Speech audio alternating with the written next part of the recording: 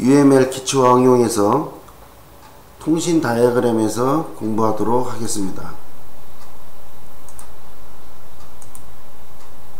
이번 시간에는 통신 다이어그램에 대한 구성 요소와 변환, 통신 다이어그램은 디지털 도어록을 예를 들어서 제가 시퀀스 다이어그램에서도 이걸 예제를 했어요.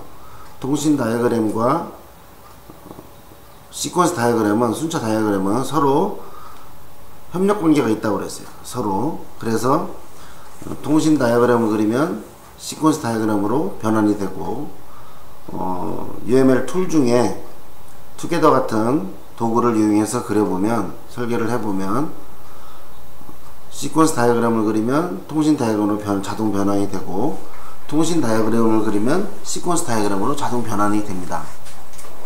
제가 시퀀스 다이어그램을 설명할 때, 시퀀스 다이어그램은 시간의 흐름에 따라 그 활동들을 어떻게 진행되는지를 표현하는, 모델링하는 것이 순차 다이어그램이라고 그랬고, 통신 다이어그램은 객체 사이에 데이터의 흐름을 보여주는 것이 통신 다이어그램이라고 그랬어요. 그래서 이런 걸 하고 시간이 되면 모델링 연습을 하도록 하겠습니다. 그러면 통신 다이어그램의 구성 요소를 봅시다. 구성 요소는 객체. 객체는 메시지를 주고받는 주체입니다. 객체. 그리고 클래스 다이어그램에 표기된 클래스명과 매핑이 되도록 가능하도록 객체명을 표시한다. 그래서 여기 보면 카라고 되어 있죠. 클래스예요. 예를 들어서 자동차 이렇게 할 수 있어요. 근데 이거는 클래스인데 임의 객체라고 있어요. 여기는 지금 아이템이라는 클래스예요. 직원이라는 클래스고, 근데 여기 아무것도 없죠. 아무 비어있죠. 이거는 임의 객체. 임의 객체인데 이름이 있는 객체가 있어요. 이름이 객체, 아이템에 샘플 아이템 이렇게 이름이 있어요. 직원인데 이순신이라는 객체다. 이렇게 객체를 표현할 때는 이러한 방법으로 표현이 가능합니다. 그래서 통신 다이어그램에서 이 사각형은 객체를 의미해요. 객체를 의미하는데 이 안에서 객체 표현은 클래스처럼 이렇게 표현을 하고, 임의 객체로 클래스 이름으로 해서 표현하고, 또는 클래스 이름에 객체를 실제 넣어가지고 표현도 가능합니다. 그래서 이것이 객체에 대한, 통신 다이어그램에서 객체에 대한 표현이 되겠습니다. 통신 다이어그램에서 객체가 있고 링크가 있어요. 링크는 객체와 객체 사이에 메시지를 전달하는 연결 통로예요. 그래서 통신 다이어그램에서 객체 사이를 연결해 준다. 그래서 아이템이라는 게 있죠. 팀이라는 게 있고 플레이어가 있어요. 팀과 플레이어를 연결해 주는 거. 이거를 뭐라고? 링크라고 그래요. 링크. 있네. 링크라고 그래요. 그래서 객체와 객체 간에는 양방향 관계가 있어요. 그래서 이쪽에서 이쪽으로 메시지를 줄 수도 있고, 이쪽에서 이쪽으로 메시지를 줄 수도 있어요. 그래서 객체와 객체 사이에 간에 양방향 연결관계를 의미한다. 그래서 요 통신 다이어그램에서 객체 사이의 관계는 화살표가 없는 실선으로 표현한다. 이름을 붙일 수 있다. 이 안에 메시지, 통신에 대한, 그 객체에 대한 메시지를 붙일 수가 있어요. 그래서 예를 들어보면 여기 이제 메시지라고 했죠. 아까 제가 통신 다이어그램에서 객체, 그 다음에 링크, 세 번째 메시지가 되겠어요. 그래서 링크를 통해서 다른 객체에 전달하는 설명을 메시지 링크 위에 표현을 해줘요. 그래서 상대 객체별로 여러 정의가 가능하고, 링크 하나를 통해서 여러 개의 메시지 전달이 가능하다. 링크 하나를 통해서 여러 개의 메시지 전달이 가능하다. 통신 다이어그램에서는 메시지 번호를 부여한다. 그래서 이 번호 순서에 따라서 메시지를 해석하면 되겠습니다. 여기 보면 팀이라는 게 있고 플레이어라는 게 있죠. 여기에 하나는 어떻게 가세요? 컴포지션이 가고 있죠. 컴포지션. 첫 번째, 두 번째는 포지션. 포지션 가고 있죠. 그래서 팀은 플레이어에게 어떤 조직을 구성해요. 컴포지션. 센터가 있고, 라이트 윙이 있고, 레프트 윙이 있고, 포워드가 있고, 뭐 여기 중앙 수비수가 있고, 골키퍼도 있겠죠. 이렇게 전체적인 걸 만들고, 그다음에 플레이어에게 뭐를 줘요? 포지션. 너는 라이트 윙이다. 너는 레프트 윙이다. 너는 센터다. 이런 식으로. 그 다음에 너는 골키퍼다. 이렇게 포지션을 줄 수가 있어요. 그래서 물론 플레이어도 팀에게 메시지를 줄 수가 있어요. 그래서 여기서는 컴포지션이 플레이어에게 메시지를 주고, 포지션이라는 것도 메시지를 주는 거예요.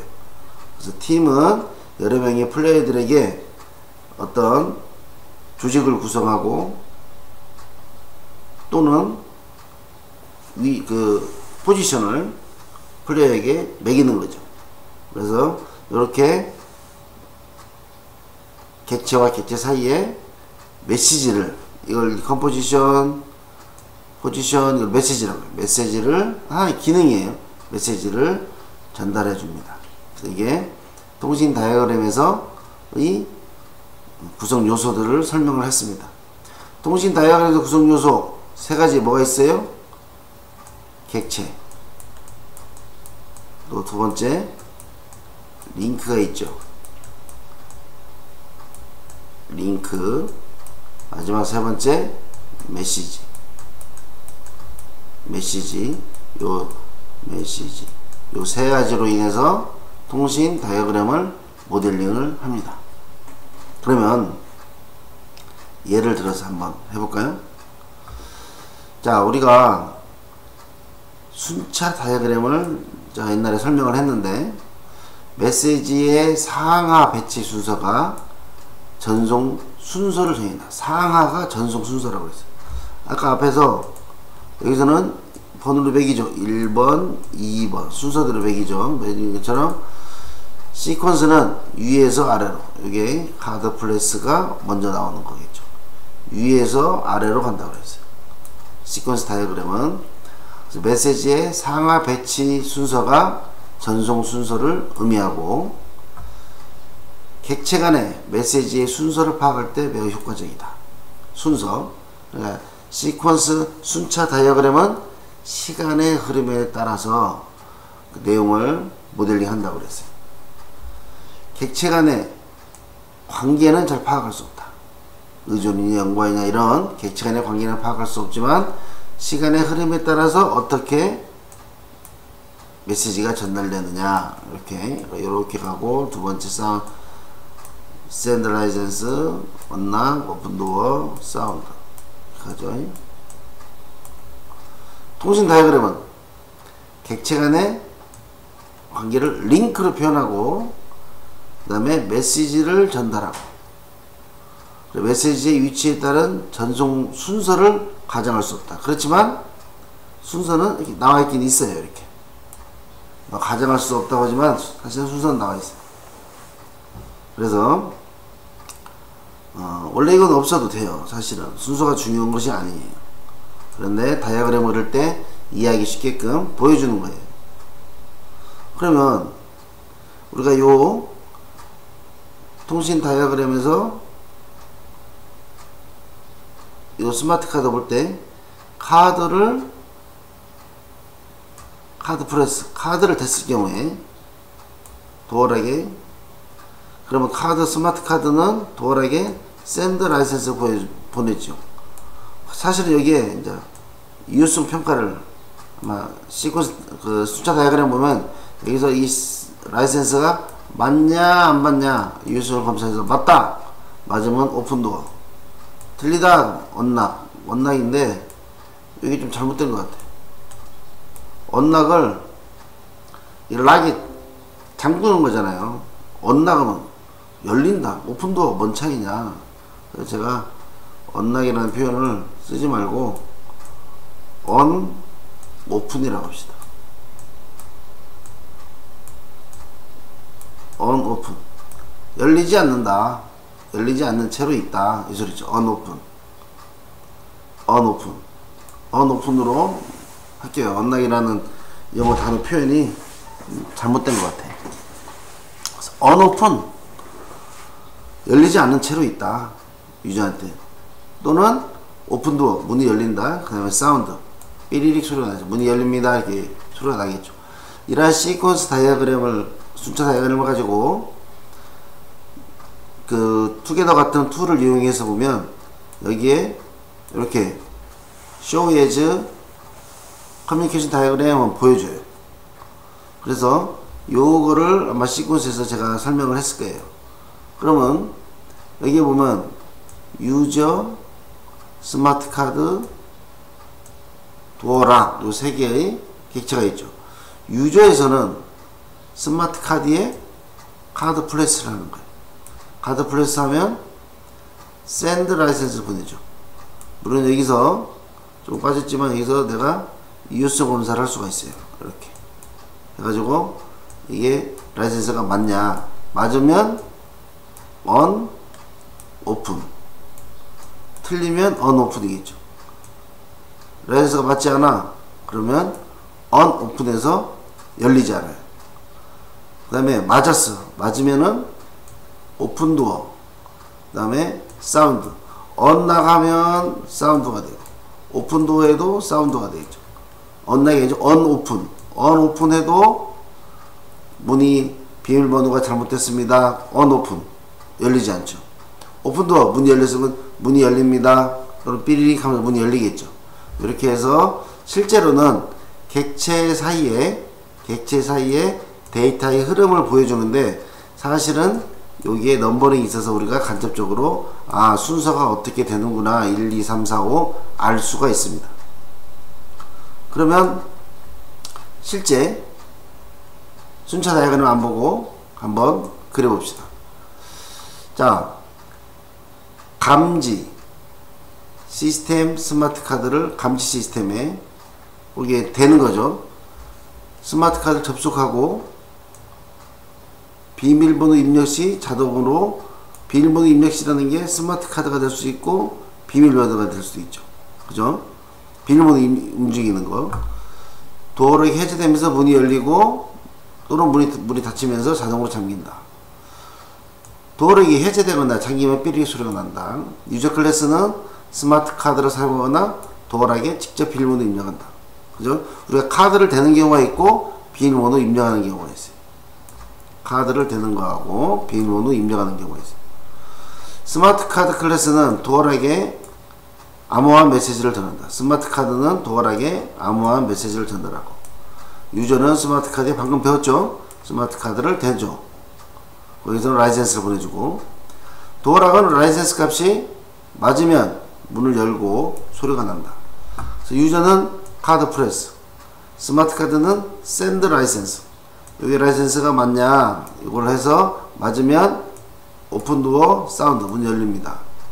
맞지 않다 그러면 언오픈이 되겠죠. 언오픈, 이것도 잘못됐네요. 언오픈, 문이 열리지 않는 채다. 또는 비밀번호 입력 시, 유저가 직접 이쪽으로 비밀번호 입력 시, 시크릿 넘버를 입력했을 때 또 맞으면 오픈도어, 비밀번호 잘못 누르면 언오픈, 비밀번호가 맞지 않습니다 라고 하면서 문이 열리지 않죠. 그죠? 여기서는 이 그림에는 이 비밀번호 입력 시가 안 돼 있어요. 그래서 제가 6번으로 넣으면은 여기에 6번에서 유저가 직접 도어락에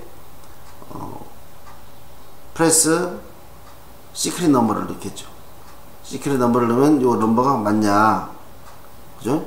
스마트 카드를 넣었을 때도 이 라이센스 넘버가 맞냐, 시크릿 넘버가 맞냐, 그래서 비밀번호 맞는지를 확인을 하고, 그 다음에 이게 맞으면 오픈도어, 틀리면 언오픈, 그 다음에 둘 중에 하나의 경우에도 문이 열리거나 또는 그 문이 열릴 때 소리를 내거나 문이 열리지 않은 채 있을 때도 비밀번호가 틀립니다, 라이센스 번호가 틀립니다 하고 요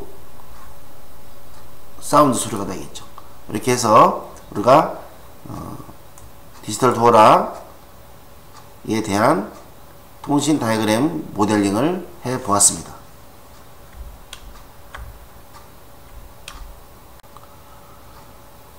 그러면 식당 음식 주문 관련된 통신 다이어그램을 그려보도록 하겠습니다. 식당 주문할 때 객체를 추출해 보면 식당에서는 고객과 종업원, 셰프, 요리사가 되겠어요. 우리가 고객은 종업원이 고객으로부터 음식을 주문받고 그 내용을 요리사한테 전달한다. 그래서 고객이 메뉴를 선택하고 종업원에게 주문 시 종업원은 주방장에게 주문서를 전달하고 주방장은 주문한 거를 요리한다. 자, 우리가 이 식당에서 여기 순두부 먹었는데 제가 주인한테 여기 순두부 하나 주세요 그랬어요. 그랬더니 주인이 식당에 순두부 하나 있어요 그래가지고 순두부를 만들어서 저를 주었어요. 제가 그거를 맛있게 먹고 돈을 결제하고 나왔어요. 이거를 모델링 하는 게 아니고 이거는 직접 말로 하고 만들고 저한테 주는 거잖아요. 근데 제가 테이블에 앉으니까 와서 무엇을 주문할까요? 내가 순두부 하나 주세요. 그러니까 PDA에 이 종업원이 순두부 하나를 5번 테이블에 순두부 하나를 찍고 순두부 하나 맞죠? 예, 맞습니다. 그러면 확인 버튼을 누르면 이 내용이 주방으로 날아가는 거죠. 요리사가 주방에 있다가 띵동 하고 5번 테이블에 순두부 하나 딱 이렇게 나온다고. 그러면 이 요리사가 그 음식을 만들어서 5번 테이블 버튼을 딱 누르면 5번 순두부 하나 나왔다고 하면서 이 메시지가 어디로 가요? 종업원 PDA에 가는 거예요. 종업원은 들고 있다가 5번 테이블에 요리가 나왔구나. 가서 요리사한테 갖고 가서 음식을 들고 가서 저한테 서빙을 해주는 거죠. 딱 놓고 맛있게 드십시오 하면서 제가 예, 잘 먹겠습니다 하고 먹는단 말이에요. 이 먹는 거는 소프트웨어로 할 수가 없어요. 이 사람이 전달이 완료됐다 확인 버튼을 누르면 이 순두부 하나에 대한 금액이 어디로 가요? 카운터로 날아가는 거죠. 이러한 소프트웨어를 우리가 개발하기 위해서 모델링 하는 겁니다. 그래서 고객과 종업원, 요리사. 그래서 제가 항상 모델링 할 때 강조하는 건 뭐냐? 소프트웨어를 개발한다고 생각을 해야 돼요. 제가 가끔 이러한 어떤 모델링 문제를 내면 사람이 하는 행동을 갖고 모델링을 해요. 잠을 잔다고 이렇게 모델링을 합니다. 어떻게 잠을 자는 거를 소프트웨어로 만들 수가 있습니까? 그렇죠? 그래서 물론 무엇이든지 소프트웨어로 대변시킬 수 있어요.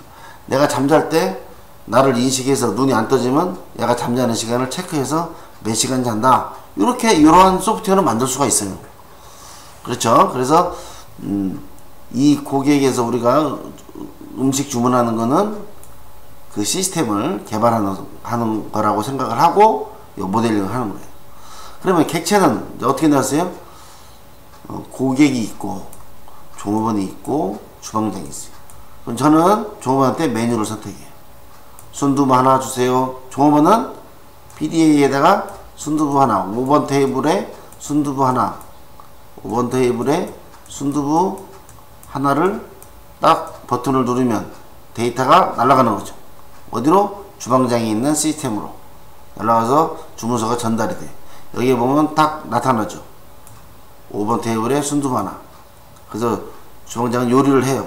이 요리를 한다는 요 제기는 다 만들었으면 사실은 여기서 요리해서 만들었으면 여기다가 내가 DB에 저장하는 거예요. 순두부 하나. 이게 요 의미예요. 순두부 하나 만들어서 버튼을 딱 누르면 종업원은 이걸 갖다가 전달해서 확인 버튼을 누르면 되는 거예요. 근데 여기까지 요 그림에서는 주문을 요리한다. 요리하는 거를 소프트웨어로 만드는 것이 아니라 요리해서 요거를 내 DB에 저장하는 거예요. 그래서 내가 순두부 하나 만들고 또는 순댓국도 만들고 김치찌개도 만들고 이런 거를 내가 저장해놔야 그날 요리가 몇 가지가 또 그 그릇 수하고 몇 개의 음식들이 나갔는지 종합적으로 만들 수가 있어요. 그죠? 통계를 낼 수가 있죠. 그래서 이렇게 여기 요리 해당 주문 요리한다까지 하면은 고객이 메뉴 선택, 주문서 전달, DB에 만들어서 DB에 저장, 이렇게까지 우리가 통신 다이어그램으로 모델링을 할 수가 있습니다. 자, 간단한 거 데이터 전송 한번 볼까요? 사용자, 클라이언트, 서버. 데이터 전송 시 사용자가 클라이언트를 통해서 데이터를 입력하고, 클라이언트는 서버에 전달하죠. 서버에 전달하고, 서버는 입력된 데이터의 결과값을 클라이언트에 반영하고 반환하고 이거를 사용자에게 결과 메시지로 전달한다. 그 사용자는 데이터를 입력합니다. 네이버에서 이순신을 쳐요. 이 클라이언트는 이순신에 대해서 요청을 해요. 서버에. 서버는 데이터를 검색해서 이 안에 내용이 있는지 DB를 검색해서 검색 결과를 다시 클라이언트에 반환하면 요 내용을 사용자한테 보내주죠. 그러죠? 그래서 사용자가 클라이언트로 데이터를 입력하면 클라이언트는 입력된 데이터를 서버에 요청을 하고 리퀘스트를 하고, 서버는 자체적으로 거기에서 검색을 해서 이순신이란 거에 대한 내용을, 결과를 클라이언트에 반환해주고 클라이언트는 그 결과를 사용자에게 보여준다.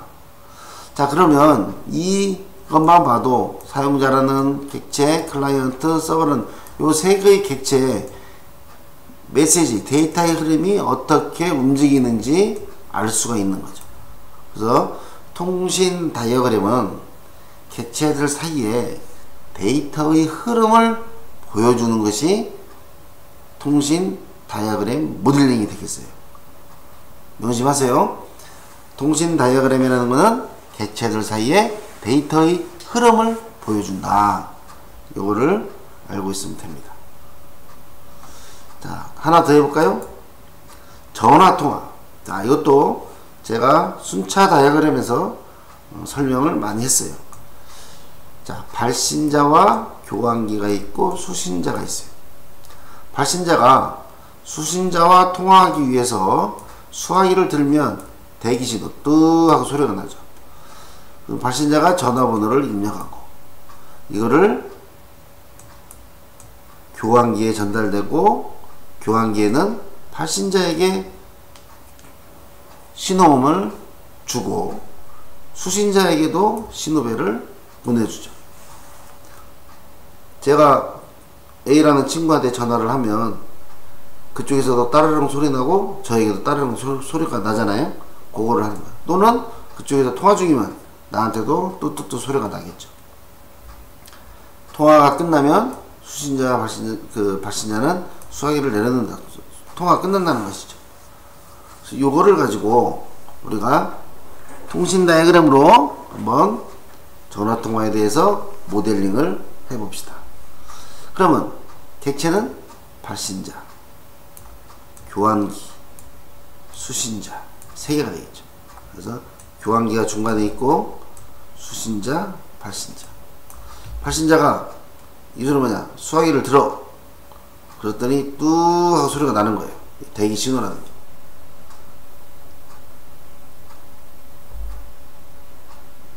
이 대기 신호가 없으면 전화를 못 쓰는 거죠. 제가 지금 녹화하느라고 사무실에 있는 전화기를 코드를 빼놨는데 지금 들어보면 소리가 아무것도 안 나죠. 그러면 전화를 할 수가 없죠. 그죠? 다시 내가 그거를 전선을 꽂으면 소리를 들으면 뚜 하고 소리가 나겠죠. 요거를 대기 신호라고 하는 거예요. 해서 제기 용법으로 만든 거예요. 발신자는 수화기를 들으면 뚜 하고 소리가 난다. 뚜 하고 소리 나면 내가 전화번호를 입력할 수가 있죠. 그래서 내가 어디로 전화번호를 입력하면 얘가 어디로 가요? 교환기로 가는 거예요. 교환기.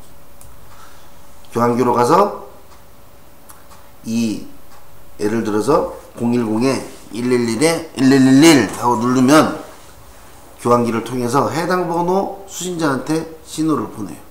어떻게? 따르릉 울리게 나오겠죠. 물론 여기서 아까 분명히 여기서 발신자에게 신호음이 가고 여기서 이제 신호를 보내죠. 보내서 소리가 되면 전화벨이 울리죠. 이렇게 따르릉 울리죠. 그리고 여기서도 여기에 대한 수신자에 대한 전화벨이 여기 있잖아요.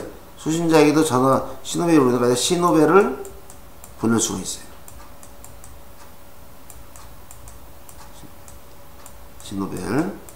신호벨을 교환기가 발신자한테 전달할 수가 있어요. 지금 통신 다이어그램을 제가 심플하게 그렸는데 여러분들이 이 내용을 보고 신호벨도 울릴 수 있다.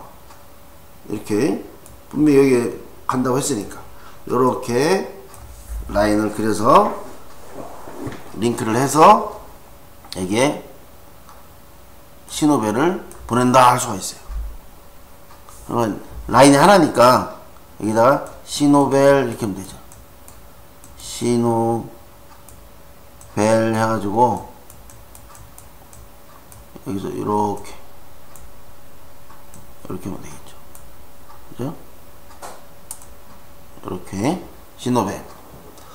그러면 수신자 양쪽으로 보내고 수신자가 전화를 받으면서 끝나는 거죠. 수화기를 들은 거죠. 수화기를 들어서. 자, 그럼 이 문제에서 발신자가 수신자와 통화하기 위해서 수화기를 들면 대기 신호가 나오고, 내가 전화번호를 입력하고, 전화번호 입력하면 수신자에게 신호를 보내죠. 그래서 전화벨이 울리고, 나도 신호벨이 이렇게 가겠죠. 나에게도 신호벨이 가고, 여기에 빠졌어요. 이거를 넣으면 되겠죠. 여러분들은 공부할 때 이거는 왜 없지? 생각하면서 넣으면 돼요. 저도 그 책에서 양쪽으로 넣는다 했는데 이렇게 빼먹고 썼는데 여러분들이 찾아주면 고맙겠습니다. 신호벨을 이렇게 울리고, 그 다음에 여기 수신자가 전화를 받음으로써 이 모델링 다이어그램은 끝나는 거죠. 그래서 이렇게 전화 통화에 대한 통신 다이어그램을 우리가 한번 해보았습니다. 다른 거 한번 해보죠. 교육 신청에 대해서. 교육 신청. 직원은 교육을 요청하고, 교육 요청은 훈련기관에서 그 내용을 이제 등록을 하는 거죠. 교육 등록. 직원이 교육을 신청하고, 교육 요청이라고 했어요. 교육 요청이 훈련기관에 교육과정을 주문하고, 교육훈련기관은 교육을 등록하고, 교육 요청은 직원에게 교육 등록을 확인하고, 직원은 교육 신청을 완료한다. 뭐냐? 이거 순차 다이어그램에서도 했는데, 내가 근무를 하다 보니까 어떠한 영어가 부족해. 또는 러시아가 부족해. 러시아를 공부하고 싶어.